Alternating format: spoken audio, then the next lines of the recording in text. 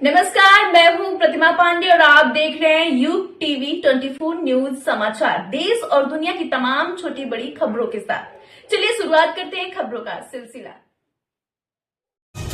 मेदांता लखनऊ ने robotic surgery की उन्नत तकनीक से इलाज में खोली नई राहें। आजमगढ़ में नियमित ओपीडी सेवाएं शुरू।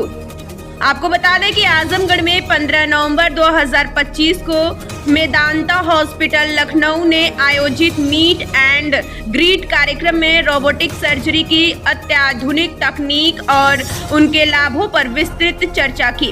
अस्पताल में स्त्री रोग, यूरोलॉजी, उदर एवं हृदय से जुड़ी जटिल सर्जरी अब विश्वस्तरीय रोबोटिक तकनीक से अधिक सुरक्षित और प्रभावी ढंग से की जा रही है।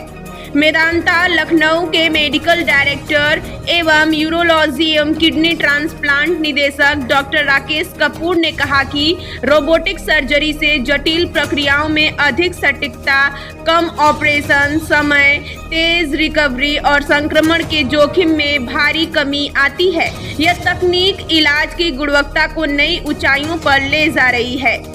नेफ्रोलॉजी एवं किडनी ट्रांसप्लांट निदेशक डॉक्टर धर्मेंद्र एस भदौरिया ने बताया कि मेदांता की रीनल सर्विसेज में प्री ट्रांसप्लांट मूल्यांकन से लेकर सर्जिकल उत्कृष्टता और पुनर्वास तक सभी सुविधाएं एक ही छत के नीचे उपलब्ध है। अत्याधुनिक मशीनों और अनुभवी विशेषज्ञों की टीम मरीजों को नई जिंदगी देने में महत्वपूर्ण भूमिका निभा रही है। किडनी रोग के प्रमुख संकेत एवं डॉक्टरों के सुझाव: यूरिन आउटपुट में कमी, किडनी फेल्योर का शुरुआती लक्षण, आंखों के नीचे सूजन, फेफड़ों और पेट में पानी भरना, तरल पदार्थ जमाव के संकेत, भूख में कमी, मतली, एनीमिया और कमजोरी सामान्य लक्षण। ट्रांसप्लांट के बाद 3 माह में यूरिन आउटपुट एवं क्रिएटिनिन सामान्य होना सफलता की निशानी।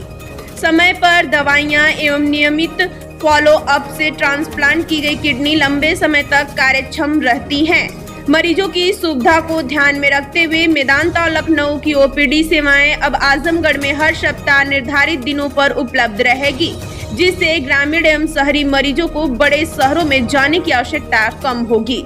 ओपीडी शेड्यूल: पहला शनिवार urology doctor Imran Ahmed Khan SDM hospital. दूसरा बुधवार cardiology doctor Himanshu Gupta Vinayak hospital. तीसरा शनिवार पल्मोनोलॉजी डॉक्टर विपुल प्रकाश सरोज संबंधित हॉस्पिटल।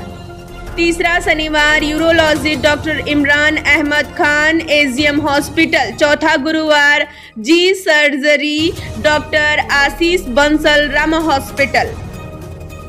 मेदांता आया तो मुझे भी ये फीलिंग, लेकिन जैसे उस टाइम हमने एनालिसिस करी कि आप एक कार्डियक सर्जरी, बाईपास सर्जरी अगर पीजीआई में कराते हैं, भले ही आपका 1 लाख रुपया पड़ रहा है, बट अगर हम टोटल कॉस्ट निकालें, गवर्नमेंट सब्सिडी देती है, मरीज 10 बार दौड़ता है, 10 दिन भर्ती रहता है, 10 बार घर वाले रहते हैं, तो वहाँ पे खर्चा हमारे से कम 1.5-2 गुना होता है। लेकिन गवर्नमेंट सब्सिडाइज, तनख्वाह गवर्नमेंट देती है, बच्ची का खर्चा देती है, नर्सों का खर्चा, इक्विपमेंट खरीदने का, इसलिए वह सब्सिडाइज आपको देता है। लेकिन मुश्किल ये होती है कि पीजीआई बेचारा कितना भाड़ ढोक सके।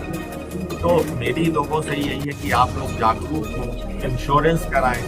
आजकल हमारे वहाँ भी इंश्योरेंस कराने का बहुत ज़्यादा पॉपुलरिटी नहीं, तो अब और सबसे जरूरी चीज़ है इंश्योरेंस में अपनी बीमारियाँ ना हो पाए।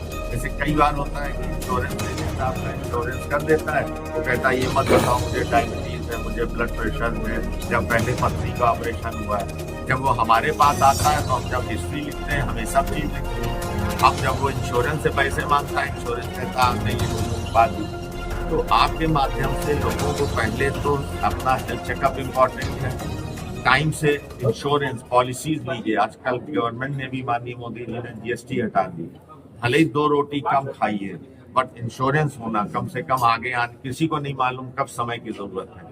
और आज के इलाज में गवर्नमेंट सेक्टर की बात अलग है, अगर आप प्राइवेट में जाएंगे तो इट इज एक्सपेंसिव। तो मेदांता ने भी, हमने जनरल वार्ड बनाए हैं, हमने कॉस्ट कटिंग जहाँ कर सकते हैं वहाँ हम cost cutting. Sir health check के लिए कोई लिमिट होते हैं, कब करा सकते हैं? नहीं, हमेशा आप बताए तो 29 साल के लड़के को MI हो गया, तो अगर फैमिली हिस्ट्री आपका दिल के बीमारी की है तो आपको यंग एज से कराना चाहिए। अदरवाइज 40-50 साल की उम्र के बाद औरतों को, आदमियों को अपना साल में एक बार हेल्थ चेकअप कराना मस्ट है। आजकल जैसे इम्यूनाइजेशन है, तरह तरह के इतने अच्छे इम्यूनाइजेशन आ गए हैं कि आप मेल्स में बहुत सी बीमारियों से बच सकते हैं।